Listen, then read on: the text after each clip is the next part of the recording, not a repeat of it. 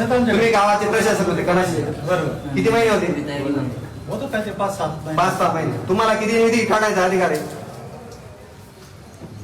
काय जे असेल ते 2 मिनिटं उतरून उत्तर द्या सर तुम्ही.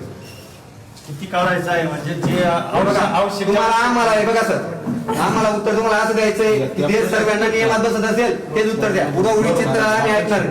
नियमानुसार जे असेल तेच देता येईल ना. काय आहे ना मग ते नियम सांगा आम्हाला, मी नियम सांगतो तुम्हाला.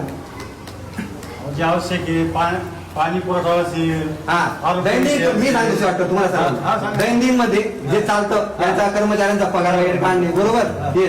मग तुम्ही जो निधी काढला आमच्या गावात 15 वित्त मधून काढलाय का नाही काढलाय ते सांगा. 14 किंवा 15 मधून मी तर काय काढलं हे बघा. नाही मग ते तुमचे सिग्नेचर आहे त्याच्यावर माझ्याकडे सर्व प्रूफ आहे बरोबर. कारण की डीसी तुमच्याकडे होती, तुमच्या याच्याने निघाले परवानगीने. कमीत कमी 10 ते 12 लाखचा विषय. 10-12 लाखचा विषय. मी माहितीचा अधिकार टाकला आणि मी ओपन बोलतो. मी सोशल मीडियावर माझा 5 ते 10 लाख लोक कंटिन्यू बसतात. मी त्यांना सर्वांना, तुम्ही आतापर्यंत तुमच्याकडे व्हिडिओ आला नाही आला मला काही माहित नाही बरोबर. पण तुम्ही आतापर्यंत त्याच्यावर काय कारवाई केली मी अर्ज टाकले त्यांना विचारून घ्या तुम्ही.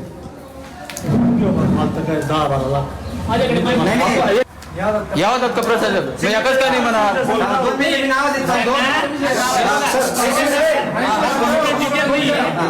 गणेश भास्कर पाटील सर बरोबर तुमच्या नावाने निघालेले आहे ते आमच्याकडे सर्व प्रूफ आहे बरोबर. आणि ते विषय असा आहे ते सर्व गुण आलेले आम्हाला सर्व माहिती. अंगणवाडीचं साहित्य, आरोग्य विभागाचं साहित्य, सिमेंटचं दुकानावर भेटेल का नाही भेटणार ना हे तुम्ही सांगणार. त्यांच्या नावाने बिल निघाले, त्यांच्या जीएसटी वापरलेला आहे. मी कधी आज पूर्ण माहिती काढली तर एक म्हणजे तुमच्याकडे उत्तरच नाहीये, पूर्ण घोळ झालेला आहे. मग त्याच्यावर चौकशी राहणार कोण आहे? गावकऱ्यांनी हे प्रश्न भरपूरदा उपस्थित केले.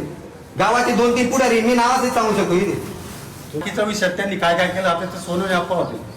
आता बराच जरा विषय माहित नाही. आता तुम्ही पहिल्यांदा सांगताय मला. नाही मग ते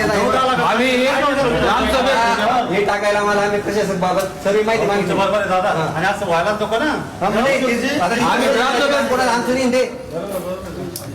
हे बघा देवारीमध्ये टीव्ही प्रोजेक्टर आहे का विचारून घ्या. नाहीये आहे का त्यांना विचारून घ्या. हे बघा हे इथे आहे आरोग्य केंद्र कुठे गेले ते मॅडम गेले का? एक साहित्य दिलेले नाही, बिल काढलेले आहेत ते. एका व्यक्तीच्या नावाने 3-4 लाख रुपये बिल मजुरी कसं काय निघू शकते? व्यवस्थापन समितीचे जे काम झालेले ते 7 ते 8 लाख रुपये एक काम झाले नाही. फक्त एक खड्डा बुजून फक्त तिथे सिमेंटचं काहीतरी थोडंफार टाकून दिलेलं आहे आणि पैसे पूर्ण काढून घेतलेले.